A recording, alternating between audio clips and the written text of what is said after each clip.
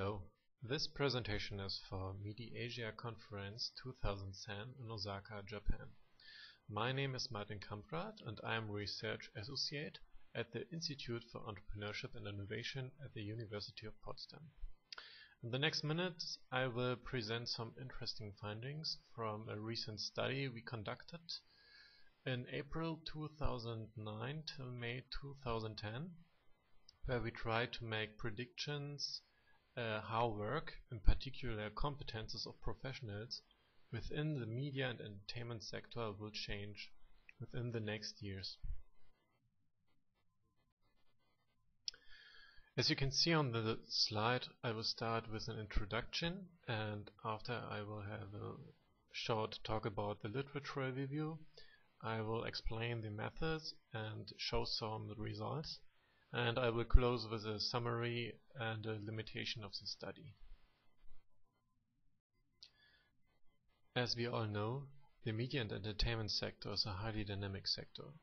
Nearly every day we get information on new developments of media offers, on the changed user behavior, or an established newspaper, publishing companies or TV stations that denouncing the business practices of Google, Apple and Co. Even for professionals of the sector, it is highly difficult to keep pace with the frequency of new technology developments, new services and new business models which emerge. We are witnessing the erosion of copyright regimes, a globalization, new competitors which emerge from various industries, and a content explosion. The media and entertainment market is characterized by a disruptive shift from analog and separate media markets to a digital and converging environment. Once, media companies acted as gatekeepers and transfer information within a one-way communication stream to the end consumer. Today, the user interacts with many different information sources via different channels and a broad variety of content. Hence, technological developments and new business concepts are in the center of industry analysis and reports when making future predictions.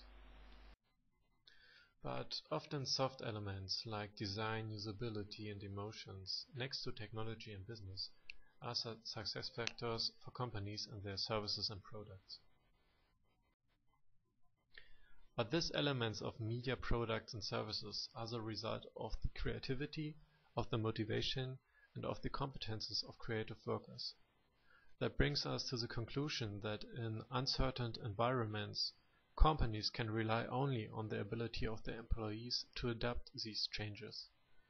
Employees play a major role for companies in the media and entertainment sector concerning the creative input to products and services. They adapt new conditions and changes. In a recent study for the German media and entertainment market, we focused on the development of future competences of media professionals. There have been two studies that focus on the competence development in the media and entertainment sector. In our case, we just focus on Germany because Germany is our main market. And the first one is from Dorens et al. And the second one is from Siegmund. Both are from 2006. In both studies, the authors ask different actors, mostly companies, which kind of competences they think people need who want to work in the media and entertainment sector. The weakness of these studies is their temporary appraisal of their results. Companies in the media and entertainment industry rarely plan for the long term. This can be explained by the market structure.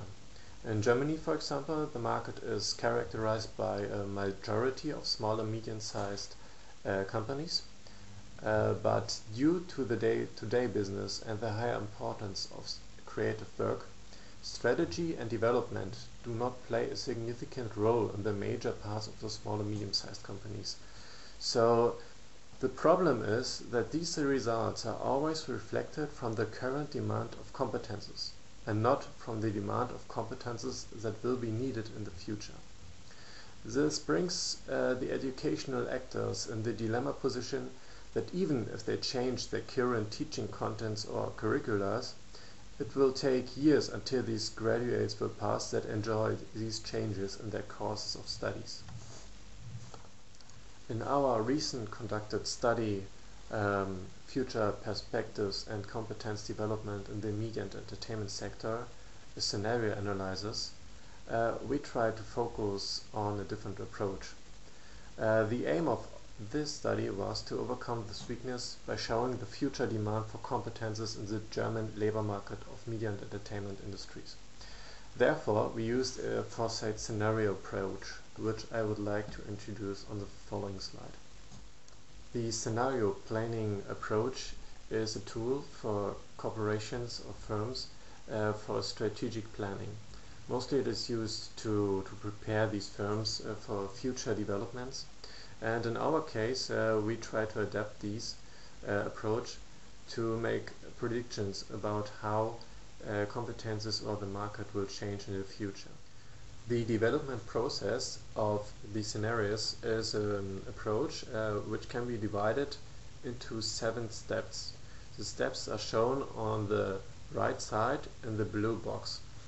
The starting point of a scenario building is a systemic review of the current situation. In our case, the current situation is characterized by analyzing the framework conditions and analyzing the competences you need in these framework conditions. The competence literature say that the effect of the framework conditions influences essentially the required profile of competences. So to know future framework conditions would lead to a better understanding which competences will be needed in the future.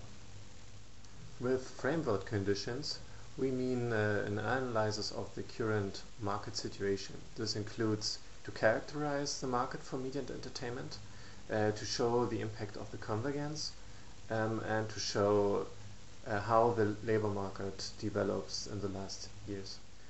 After detecting the framework conditions, we deduce the competences in the way that we try to analyze which competences you need today.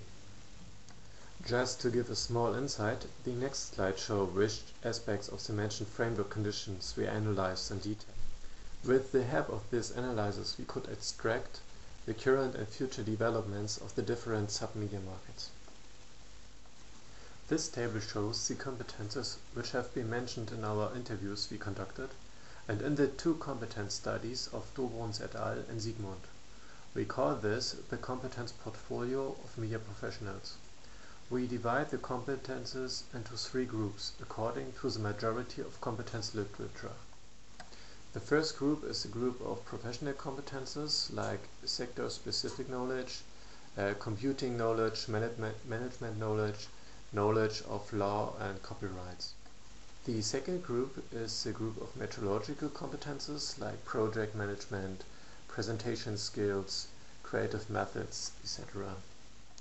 The last group is a group of personal social competences, for example motivation, creativity, communication, discipline, etc.